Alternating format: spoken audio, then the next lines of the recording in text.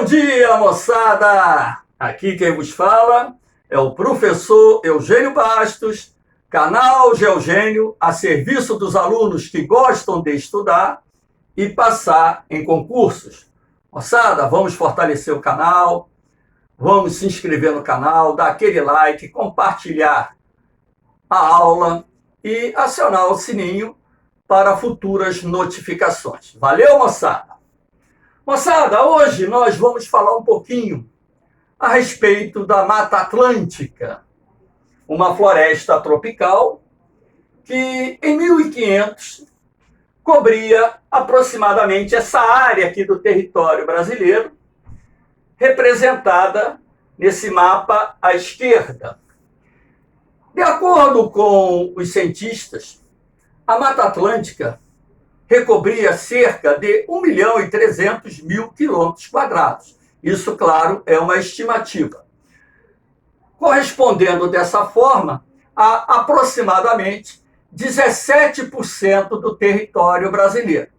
A Mata Atlântica é o terceiro maior bioma encontrado no nosso país, ok? Aqui à direita nós temos o mapa do Brasil de 2007, portanto já temos aí 13 anos, em que as manchas verdes representam as áreas remanescentes da Mata Atlântica, portanto pode-se perceber com muita clareza que boa parte dessa floresta já desapareceu, ok? Inclusive estima-se que cerca de 93% da cobertura original da Mata Atlântica já tenha sido desmatada. Aqui nós temos uma imagem da Mata Atlântica na Serra do Mar. A Mata Atlântica é uma floresta muito semelhante à floresta amazônica. Se nós colocarmos as imagens da floresta amazônica ao lado da Mata Atlântica, será impossível, a olho nu, você distinguir, porque ambas as florestas cresceram em ambientes dominados por climas quentes e úmidos. Tanto a Mata Atlântica como a floresta amazônica é constituída por plantas latifoliadas, aquelas que possuem folhas grandes, folhas largas. É uma floresta do tipo perennifólia, sempre verde, apesar de parte da Mata Atlântica, aquela localizada no interior, ser constituída por árvores semidecíduas ou subcaducifólias, aquelas que perdem parcialmente suas folhas durante uma estação do ano, nesse caso, durante o período seco do inverno. É uma floresta heterogênea, muito rica em espécies, inclusive existem cientistas que chegam a afirmar que a Mata Atlântica primitiva possuía uma biodiversidade maior do que a biodiversidade da floresta amazônica.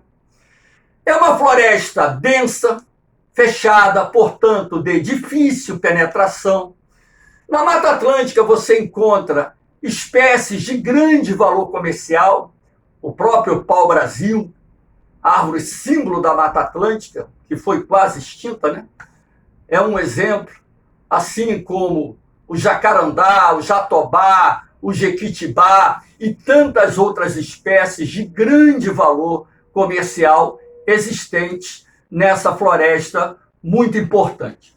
É uma floresta do tipo higrófila ou ombrófila. Plantas higrófilas são aquelas adaptadas a ambientes úmidos. Higro, umidade, fila, amigas, enfim. Na Mata Atlântica você possui árvores que chegam a medir mais de 40 metros de altura. Portanto, as características da Mata Atlântica e da floresta amazônica são muito parecidas, ok? Há, porém, espécies que você encontra na Mata Atlântica que estão presentes na floresta amazônica e vice-versa, até mesmo porque nós sabemos que as aves ajudam a disseminar as sementes de determinadas plantas. Vamos dar continuidade. Perdão, aqui está muito vulnerável. Como eu disse anteriormente, cerca de 93% da Mata Atlântica já foi destruída. E eu destaquei aqui as principais causas da destruição dessa floresta. Na zona da Mata Nordestina, que se estende do litoral oriental do Rio Grande do Norte até o sul da Bahia, numa parte da zona da Mata Nordestina, a principal causa da destruição foi o ciclo da cana-de-açúcar no Brasil colônia. Grandes plantações de cana-de-açúcar se espalharam por áreas onde anteriormente encontrávamos a Mata Atlântica. A zona da Mata Nordestina produz cana-de-açúcar até hoje, não tanto quanto no passado, mas ainda é uma importante região produtora de cana-de-açúcar. A cafeicultura, aqui na nossa região sudeste, foi a principal causa da destruição da Mata Atlântica. Até mesmo porque os colonizadores portugueses acreditavam que os solos em áreas cobertas por florestas apresentavam maior fertilidade. E por essa razão ocupavam essas áreas cobertas por matas, desmatavam e ali plantavam suas lavouras comerciais. O ciclo do café se concentrou aqui na região sudeste, foi responsável por boa parte da destruição da Mata Atlântica no Rio de Janeiro, São Paulo, zona da Mata Mineira, sul de Minas, áreas do Espírito Santo, enfim. E até hoje, a região sudeste é a principal região produtora de café do Brasil. As queimadas que são feitas por produtores rurais, principalmente hoje por pecuaristas, também contribuem para a destruição da Mata Atlântica. Essa imagem é da Mata Atlântica. Temos aqui à direita uma parte já queimada, a outra parte aqui desmatada, o produtor esperando a vegetação secar, a vegetação morta secar, para atear fogo. E, consequentemente, essa área aqui ou vai ser utilizada para o plantio de pasto, ou vai ser utilizada para o cultivo de uma lavoura qualquer. A extração da madeira. A extração da madeira é uma atividade muito antiga, exercida no domínio da Mata Atlântica. Até mesmo porque o processo inicial de destruição da Mata Atlântica começou com a exploração do pau-brasil, apesar dos portugueses só retirarem o pau-brasil como madeira de alto valor comercial e deixar o restante da floresta praticamente intacta. Mas todo esse processo de destruição começa com a exploração do pau-brasil. Madeira para a construção de casas, madeira para a construção de móveis, madeira para a construção de embarcações, a lenha utilizada como fonte de energia. Até hoje, a lenha é utilizada aqui no Brasil como fonte de energia, algo em torno de 7% da nossa matriz energética ainda utiliza a lenha. Enfim, essa exploração madeireira, ela é feita muitas vezes de forma ilegal, inclusive invadindo unidades de conservação, que são áreas protegidas por lei. Mas como a fiscalização é ineficiente, consequentemente essa atividade continua existindo, mesmo ilegalmente em determinadas áreas. Outras áreas têm autorização para desmatar, seguindo aí o que a lei determina, ou o Código Florestal Brasileiro determina. A expansão urbana. Nós temos aqui a imagem do Rio de Janeiro. Isso aqui, para quem não sabe, é o bairro de Botafogo.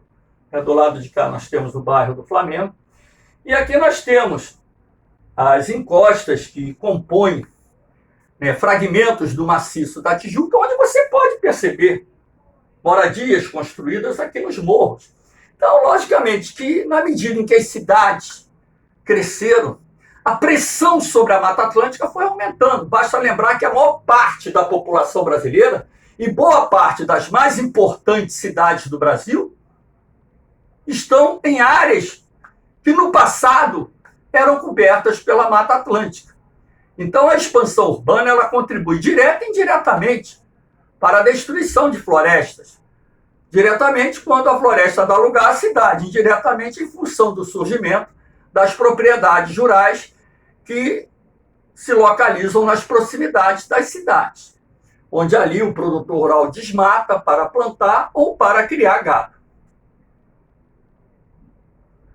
Aqui nós temos as principais consequências da destruição da Mata Atlântica. O deslizamento de encostas. Nós temos essa imagem aqui de uma encosta que deslizou. É algo muito comum, até mesmo porque parte da Mata Atlântica se desenvolveu em áreas serranas. Então, a ocupação dessas áreas, sobretudo de risco, morros com angulação superiores a 45 graus, não podem ser desmatados pelo risco de deslizamento que oferece quando você retira a cobertura vegetal.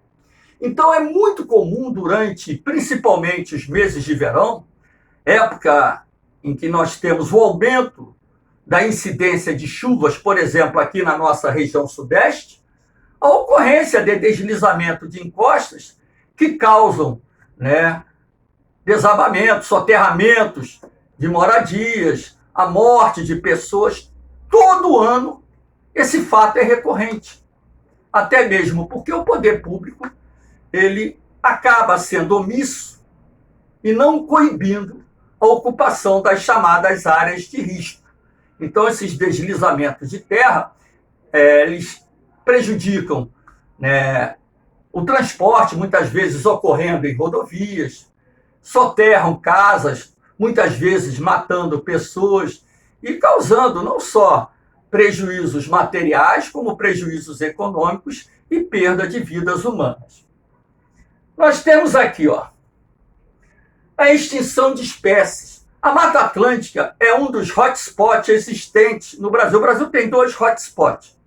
Hotspot, ponto quente, é a tradução, mas no âmbito ambiental, hotspot é o nome que se dá a todo ecossistema que tenha pelo menos 1.000 espécies endêmicas e que, em função do desmatamento, muitas dessas espécies foram extintas e tantas outras estão ameaçadas de extinção. Aqui no Brasil, por exemplo, nós temos a Mata Atlântica e o Cerrado como hotspot. No mundo existem mais de 30 hotspots, 2 dos quais em território brasileiro. Lembrando que a Mata Atlântica ela já perdeu aproximadamente 93% da sua cobertura nativa, a sua cobertura vegetal. Aqui nós temos o desaparecimento de nascentes e degradação do solo. Ora, na medida em que o desmatamento avança, milhares de nascentes desaparecem. As florestas são como fábricas de chuva, entre aspas, porque, através do processo de evapotranspiração, elas contribuem para a manutenção da umidade do ar num patamar que irá possibilitar a formação mais frequente de nuvens e a ocorrência também mais frequente de chuvas. Ora, a partir do momento que você desmata, por exemplo, e aqui você introduz uma pastagem, o gado vai compactar o solo, porque o gado anda ali todo dia. O solo em áreas desmatadas fica mais duro.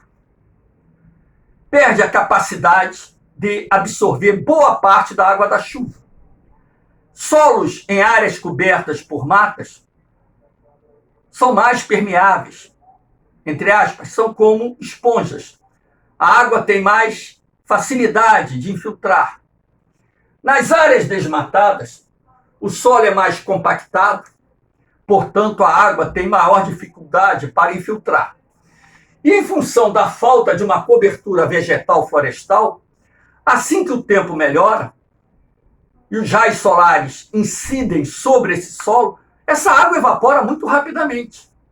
Ora, se a quantidade de água infiltrada no solo diminui, não só por causa da redução das chuvas, mas também por causa da compactação do solo, você vai pressupor que menor quantidade de água ingressará no lençol freático e também nos aquíferos.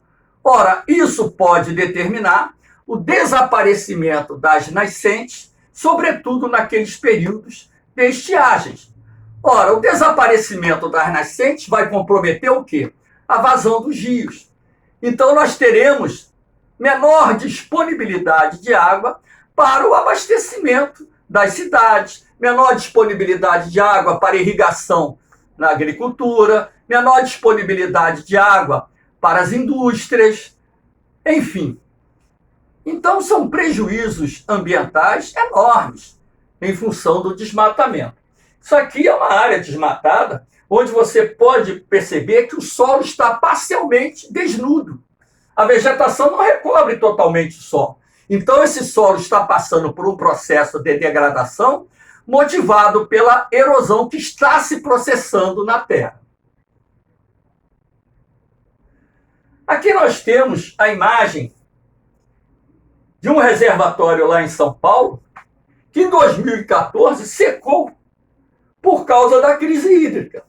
Essas crises hídricas estão se tornando cada vez mais comuns porque a incidência de chuvas vem diminuindo em função não só do desmatamento da Mata Atlântica, como também do desmatamento das áreas de cerrado lá no Brasil Central e até mesmo da floresta amazônica.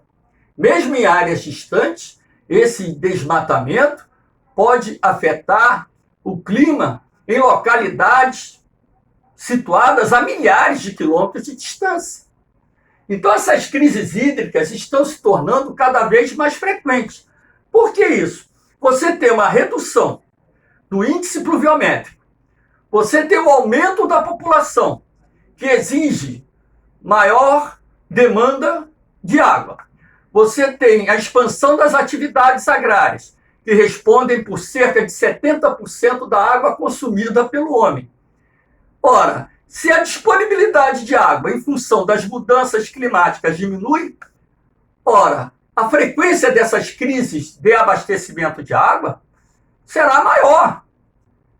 Então, nós temos que nos educar e passar a utilizar a água de forma mais racional. E também os governos municipais, estaduais, têm que incentivar a recuperação das nascentes e o reflorestamento de determinadas áreas em cada propriedade, para que nós possamos buscar um equilíbrio, pelo menos climático, que possibilite também aumentar o índice pluviométrico e também aumentar a vazão dos rios de forma a atender às nossas necessidades, ok? Então, moçada, além disso, como eu falei ali anteriormente, na degradação do solo, basta lembrar que esse solo removido pela erosão pluvial é levado para os rios, promovendo o assoreamento. Então você vai ter trechos de rios, baías, lagoas assoreados em função desse material retirado principalmente pela erosão pluvial. São as principais consequências da destruição da Mata Atlântica. Moçada, espero que vocês tenham gostado da aula.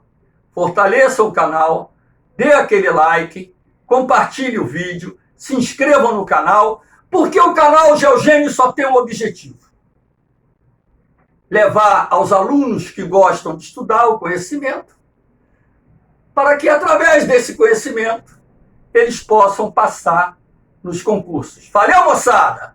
Um beijão no coração de vocês. Eu volto daqui a pouquinho, hein? Fui!